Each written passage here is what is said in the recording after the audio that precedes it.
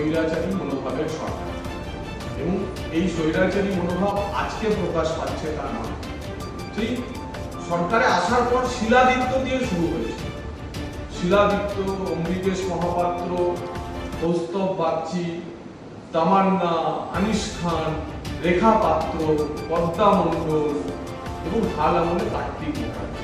আপনি সরকারের বিরুদ্ধে আওয়াজ তুললেই এই সরকার তার সমস্ত টেন্টাকেলস, তার সমস্ত যে অক্টোপাসের যে বাহুগুলি রয়েছে তা নিয়ে আপনাকে যে কোনোভাবে জর্জরিত করার চেষ্টা করবে। আমরা তামান্নার ক্ষেত্রেও একই জিনিস দেখতে পাচ্ছি। বিরোধী পরিসরের আওয়াজ উঠলেই তাকে দাবিয়ে দেওয়ার চেষ্টা আরজিকর দেখেছে, শিক্ষকেরা দেখেছে, এবং এই ভোটের উল্লাস, ভোটের সন্ত্রাসের ফলে বাচ্চাটির যে মৃত্যুর পর এখন মুসলিম গ্রামগুলি বুঝতে পারছে যে স্বৈরাচারী শাসনের মনোভাবে স্বৈরাচারী শাসকের পুলিশের ভূমিকা বা লুম্পেন রাজ কেমন হয়। এই যে একটা দিক উঠে আসছে যে হুমায়ুন কবির প্রায়শই তিনি নানান মন্তব্য করেন। হুমায়ুন কবির তিনি তৃণমূলের বিধায়ক, তিনি সরাসরি সাংবাদিকদের বা ভাইব দিচ্ছেন বা প্রতিক্রিয়া দিচ্ছেন যে তৃণমূলের বিরুদ্ধে তিনি দল তৈরি করতে চলেছেন, সেই দল তৃণমূলকে শিক্ষা দেবে 2026-এ। হুমায়ুন যখন দলের বিরুদ্ধে প্রকাশ্যে দল তৈরি করার ঘোষণা করছেন, তখন তৃণমূল কংগ্রেস হুমায়ুনের ক্ষেত্রে কোনো কঠিন পদক্ষেপ নিচ্ছে না।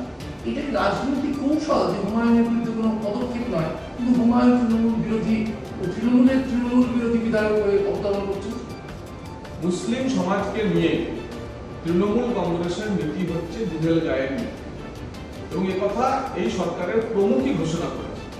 দুধেল গাই মানে যে গরু দুধ দেয় তার লাথি খাওয়া, দুধ দেয় তার লাথি খাওয়া।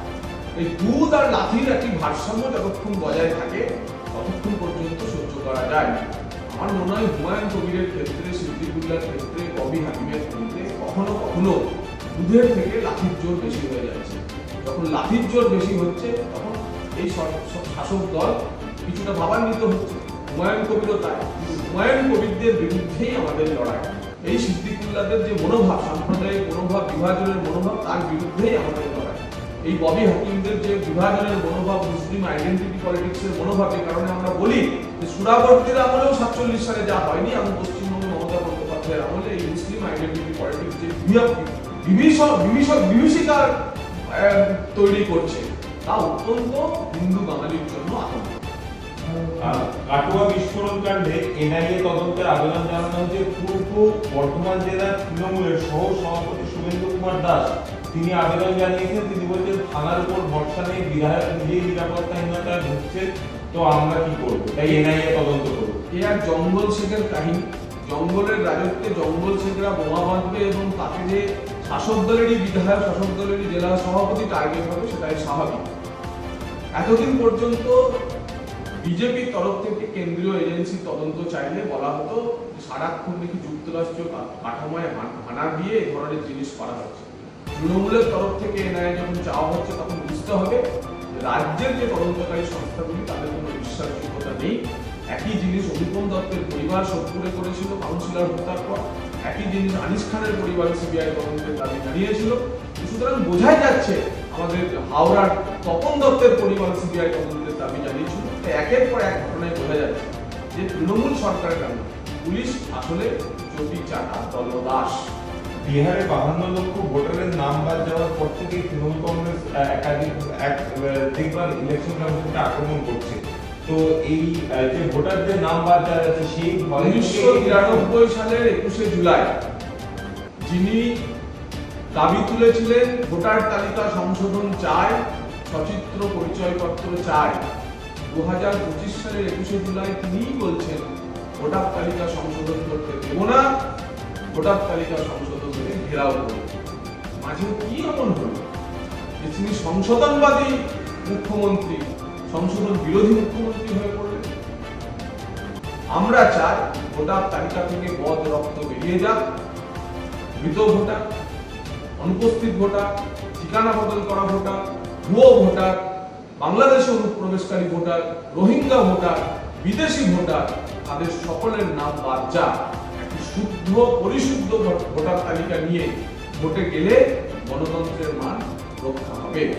এই যে বিহারের এসআইআর নিয়ে আজকে দেখা গেল পার্লামেন্টের বাইরে সেখানে বিক্ষোভ, এবং সেখানে শুধু বিজেপির বিরোধী বিহারের সাংসদরা নয়, ইন্ডিয়া জোটের বিক্ষোভ। এই বিহারের এসআইআর নিয়ে ইন্ডিয়া জোট মজা নেই।